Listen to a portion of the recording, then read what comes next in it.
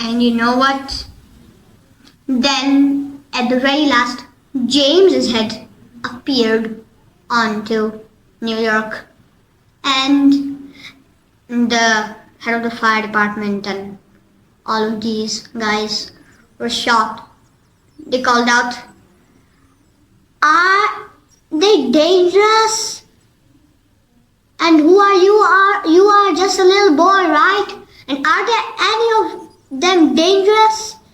And then James said, "No, they're not. They're the nicest creatures you must have ever met." And they were shocked. So James then started singing to introduce all of them.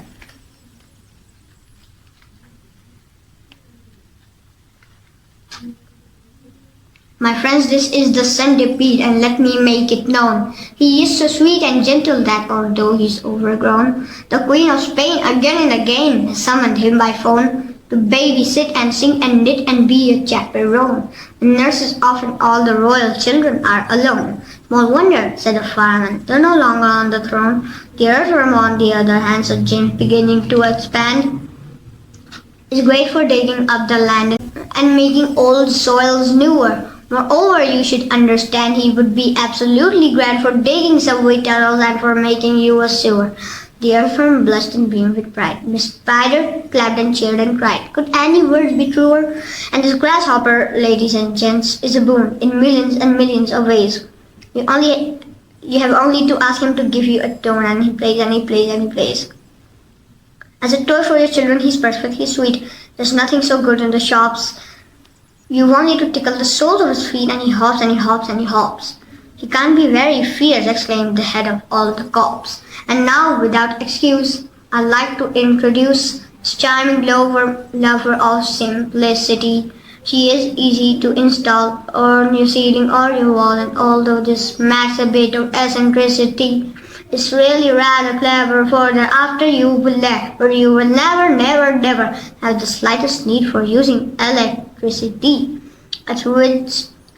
At which no less than 52 policemen cried, "If this is true, the creature will get some fabulous publicity." And here we have Miss Spider with the mile of thread inside, who has personally requested me to say that she's never met Miss Muffet on her charming little tuft. If she had, she'd not have frightened her away. Should her look sometime alarm you, then I don't think it would harm you.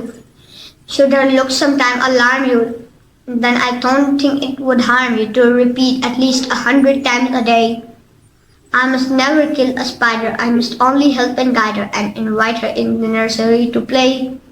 The police all nodded slightly, and the fireman smiled politely, and about a dozen people cried hooray.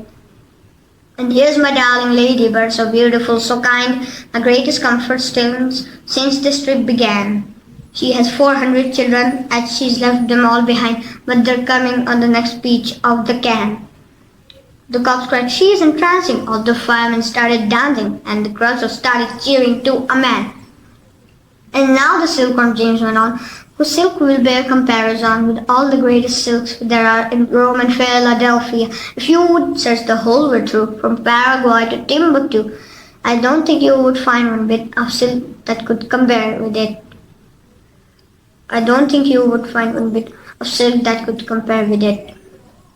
Even the shops in Singapore don't have the stuff." And says more. "The silkworm had, I'll have you know, the honor not so long ago to spin and weave and sew and press the Queen of England's wedding dress. And she's already made and sent a waistcoat for your president. The Queen of England's wedding dress. She's already made and sent a waistcoat for your president. Well, good for her," the cops cried out, and all at once a mighty shout went up around the Empire State. "Let's get them down at once, why wait?" That is the point, to introduce all of them, and thus the journey ended. But the travelers lived on. Every one of them became rich and successful in the new country. The centipede was made vice president in charge of sales of a high-class firm of boot and shoe manufacturers. The earthworm, with his lovely pink skin, It was employed by a company that made women's face creams to speak commercials on television.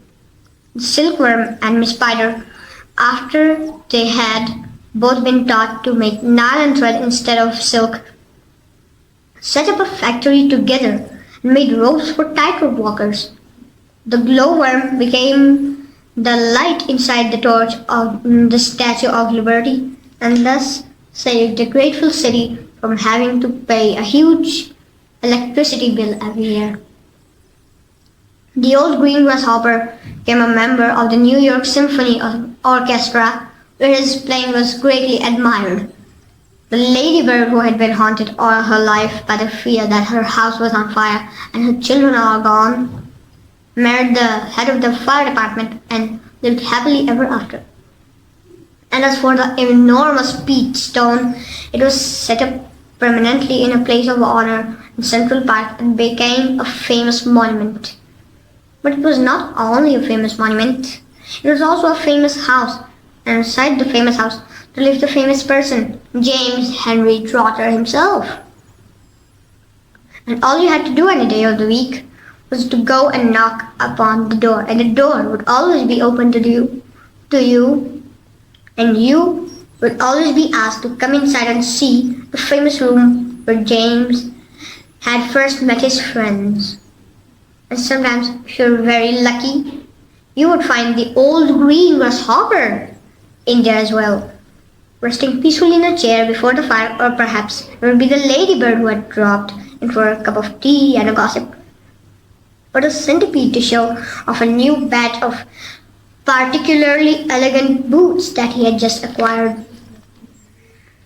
Every day of the week, hundreds and hundreds of children from far and near came pouring into the city to see the marvelous peach stone in the park. And James Henry Trotter, who once, if you remember, had been the saddest and loneliest little boy that you could find, had all the friends and playmates in the world. And because so many of them were always begging him to tell and tell again the story of his adventures on the beach, he thought it would be nice if one day he sat down and wrote it as a book. So he did. And that is what you have just finished reading. Wow. An entirely good book. I liked the plot of this book.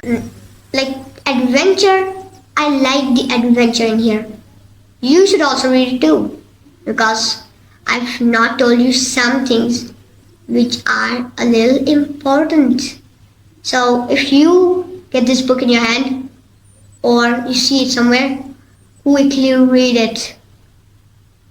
And I read this book 5 stars because adventures and adventures and adventures and adventures and adventures and a lot.